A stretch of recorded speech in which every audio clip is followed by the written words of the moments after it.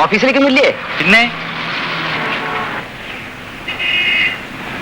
തന്റെ കല്യാണമൊക്കെ ഇടമറിയായി?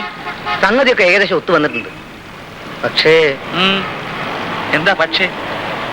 അല്ല, ഈ കല്യാണം എന്നൊക്കെ പറയുമ്പോ അറ്റ്ലീസ്റ്റ് അവളുടെ ഒരു സ്റ്റാറ്റസ് നടത്തണ്ടേ? എന്റെ കയ്യിലാണെങ്കിൽ കാശുമില്ല. ഇങ്ങനത്തെ ഒരു കല്യാണം ആയതുകൊണ്ട് ഞാൻ തന്നെ ചെലവ് ചെയ്യും വേണം.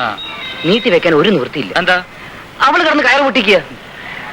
താൻ വിഷമിക്കാതെ, പൈസയുടെ കാര്യമല്ലേ, ഞാൻ വഴി ഉണ്ടാക്കാം. എന്റെ പ്രോവിഡന്റ് ഫണ്ടിൽ നിന്ന് ഞാൻ പൈസ എടുത്തുതരാം.